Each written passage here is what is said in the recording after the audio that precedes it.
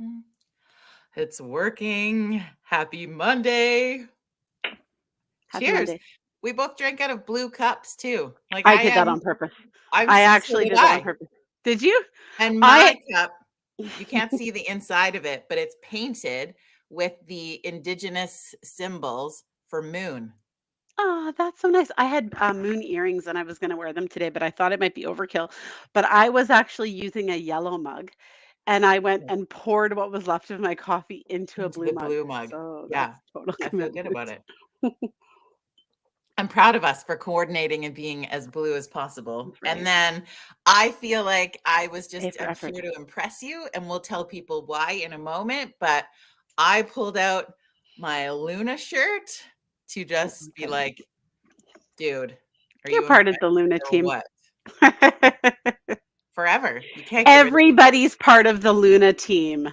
We sure are, and we're gonna talk more to that in a moment. We're just let people join us. So as you log on this morning, it's Monday, but we got you. Say hi in the comments and let us know that you're here and hanging out. And Karen and I are going to chat about why we're wearing matching shirts on a Monday morning. The glasses were just a coincidence, just because They do kind of I match. secretly want to be Karen. So I try to dress and look like her as much as possible. Good morning, Cheryl. We'll give people another 30 seconds. This is always the stall time is always so great. But how's your dog this morning?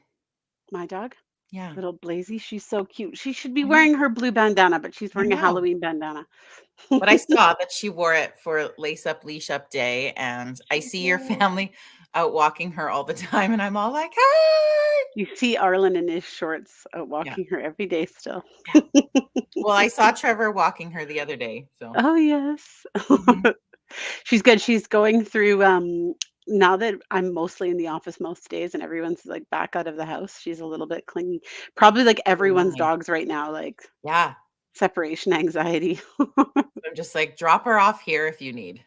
Oh, perfect. 'Cause I'm That's home so all day with no dogs, so anybody wanna drop off their dogs, I could have doggy daycare, are you kidding? I'd never get any I work feel like done, that's a like, great additional income stream. People would pay for that. exactly.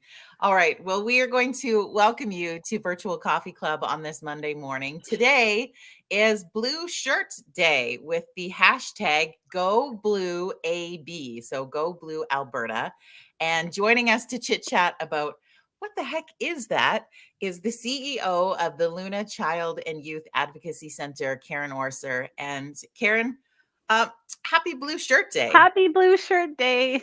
And I don't know if it feels weird to say happy Blue Shirt I Day know. when we I talk thought about the that. context behind it, but I Yeah. think that when we're able to come together in solidarity for the same cause, there is something joyful about that, regardless of what the cause is at the end of the day, right? We're wearing the shirt because we believe in the mission, because we believe we want to be a part of a community that has a brighter future. And that's happy. The context, perhaps, behind it, not so much. And I say that because it goes in conjunction with Child Abuse Prevention Month. And you work heavily into that sector of the world and probably hear and see things on a daily basis that we can't even imagine.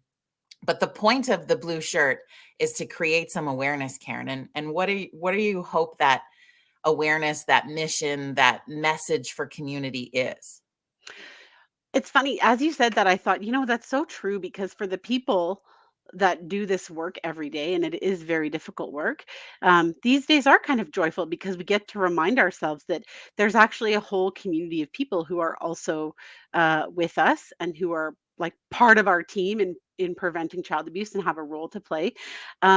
So yeah, this is a day for us where we get to talk about our work. We get to raise some awareness about the very serious public health issue of child abuse, but we also get to rally the community and remind people that everybody has a role to play in child abuse prevention. Because the more eyes and ears that we have out there, people looking out for kids and people who are aware of what to look for and what their responsibilities are, then the more that we're protecting our kids together, we're keeping them safe, and we're all kind of being a part of growing healthy communities. So it's an exciting day for us. Well, and I think too that a lot of times, especially for your team that you have there, is when you're working in something that is so serious every single day, is sometimes you feel like you stay in that where there's really some beautiful success stories that come out, and there's beautiful stories of healing, and there's beautiful stories of families that get to see the light and take the journey through something, and that needs to be celebrated also, which again feels like a weird word to I conjunct know. with it, but the healing and the outcomes and the smiles that you get to see are so awesome. It's it's interesting because we had a symposium last week on advanced practices in child maltreatment. And so we were highlighting our work and there was all different people there. And one of the things that I heard from our team of partners, so police officers and therapists, and I heard this theme over and over throughout the day. And it was that because I always think, oh, this work is so difficult and these people are just heroes and this is so hard.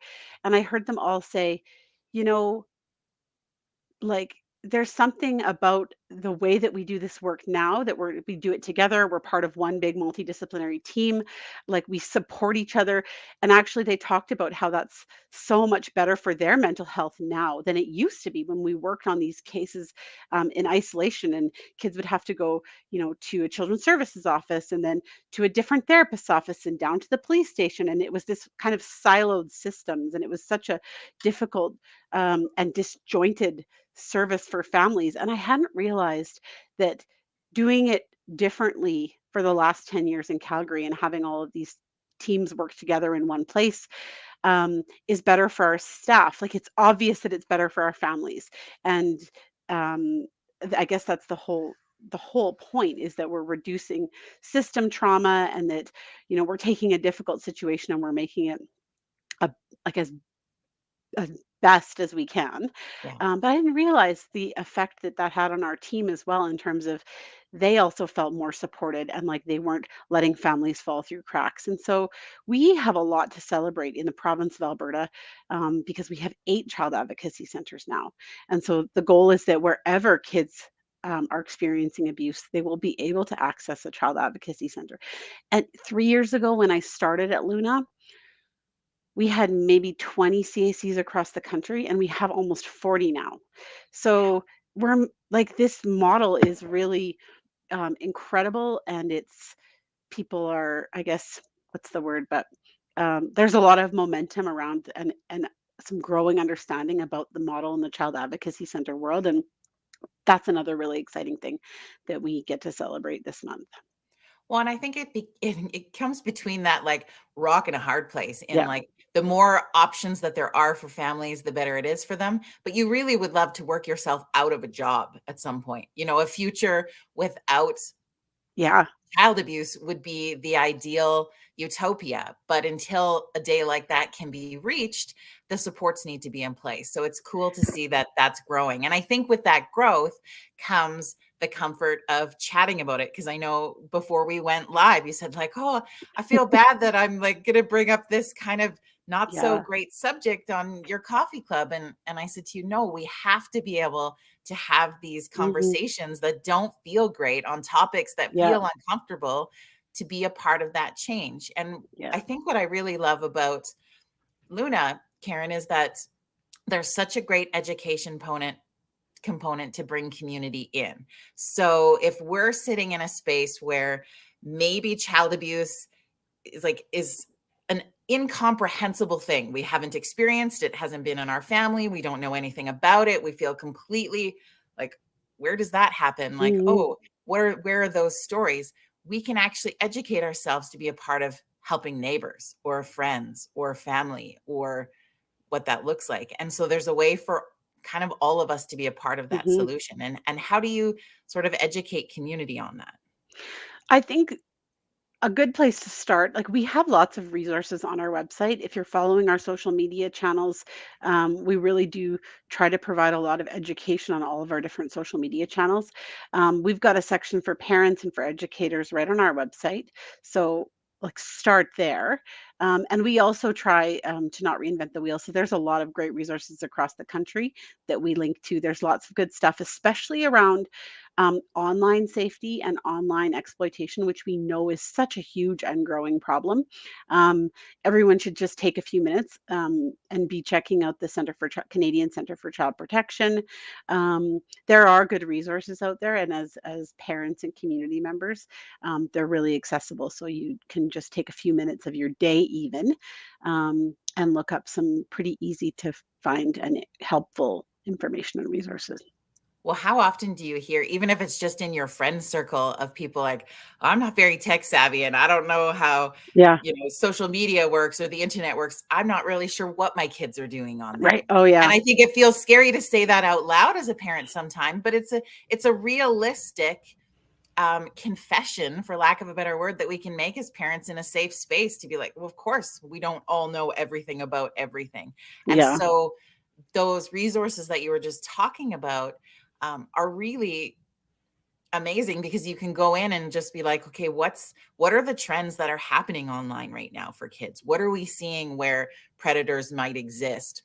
And what does that look like? And after you read a couple of those articles, it really educates you on what you're looking for and what you can check in on. And you don't have to take this big, huge course. Like, Yeah. And sometimes it's even just a reminder mhm, about the kind of conversations you need to have with your kids.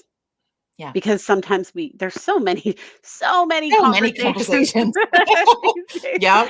Me as the mom of teenagers, like, there's so many conversations we're having with our kids, and we can't forget to have that one, especially as they get a little older and they're really off with their phones all the time. Like, we have to remember to be having conversations with our kids. So there's, if anything, that's the other piece as well. Yeah.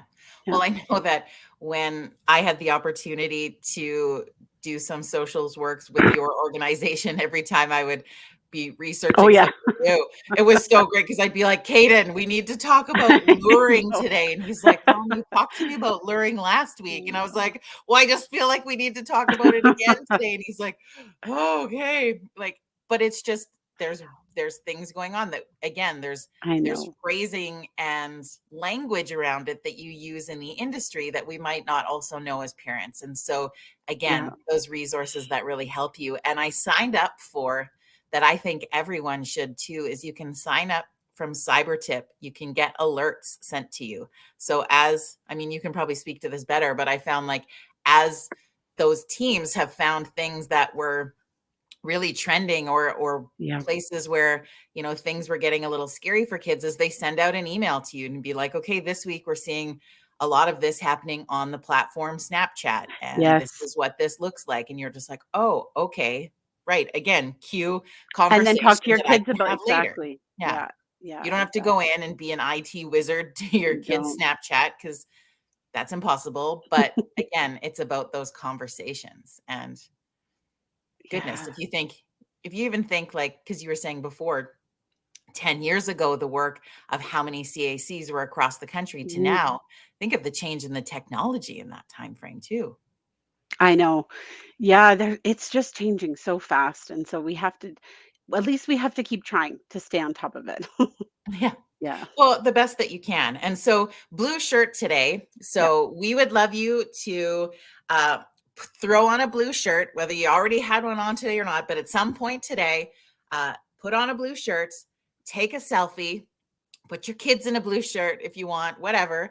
But take a selfie of yourself and post it with the hashtag #GoBlueAB. And this is just helping to create that awareness, getting it into other people's social media feeds, so that somebody in your circle is like, oh, what's Go Blue Alberta? And then they can go look, and then they get access to all of the resources and information. Because I think ultimately the goal is that these conversations are happening in every house.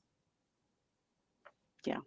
And I think also we always wanna remind people, that we know that 1 in 3, Canadians will report experiencing child abuse at some point under the age of 16. And so it's everyone's responsibility. If you suspect abuse, you have to report that. And so I'd always like to end by reminding people, you can call children's services, you can call police, check our website. There's a whole page telling you what to do if you suspect abuse. But that's a really important key message for the community as well today. Yeah. I'm glad that you were ending with that too, because that's what I was gonna say. As I think because I think we really have a sort of a conditioned mentality that's been passed as that, well, if it's not my business, right? It's not your business. How often were you taught that as a kid to be like, don't worry about what they're doing, it's not your business. And it's Yeah, not about being snoopy. It's about if you see something that doesn't feel comfortable, that's right. you need to speak And up. and we really do have like, I think one of the things that is exciting, and I know you said, it's never good when we're trying to work ourselves out of a job. And at Luna, we see our numbers increasing every year in terms of the number, the reporting, and so part of it is, are we seeing an increase in reporting because an increase in files because there's actually an increase in reporting, and that's a good thing. We want people to know when they need to report when it is their business. Um, and we had a file come through recently, and one of the things that was amazing to me was that from the time this child disclosed to the time um, there was a complete response from all of our partners was a matter of hours. And Wow. that was so incredible to hear and watch, because I thought, for anybody out there who thinks that no one will listen, or that, like, who should they tell? I think people should know that they live in a province, in a community, in a country where there's actually a lot of people whose job it is to respond quickly and well and make sure that the resources are in place. And that's something we're really proud of here. And so for me to even see that happen so quickly, I thought, um, that's what we want. And we Yeah. want kids to grow up knowing that if they tell somebody when something has happened to them, there will be a whole community of people who will support them through it. Yeah. Absolutely. And I think that's the biggest example of the change and growth in that. Karen, if Mhm. people want to learn more about what you do, maybe they want to support you in some way. I know that there's different fundraising campaigns throughout the year, and it's kind of that time of year where we get into like, where would we like to give a donation through holidays or year end Mhm. giving? Where can people do that? That's the easiest. Yeah, everything's just on our website, really easy to access. You can just go to www.lunacenter.ca, and you'll find out all about everything from what does a child advocacy center do, to our donation page, Child Abuse Prevention Month, everything you need to know. All right. Well, thank you for joining us this morning to give us some of that information and those details, and we appreciate you taking time on a busy Monday to chat more with us about this, and hoping everybody will go check out this website and just see what the resources are. And if you don't want to take a blue shirt picture, I would encourage you to just post something. Go to Luna's socials and share one of their posts, or share this website into your social feed, because you don't know in your circle of somebody who might need to have that information today. And you might be able to support somebody without even knowing. So that ripple effect is huge. So that's my challenge for you today.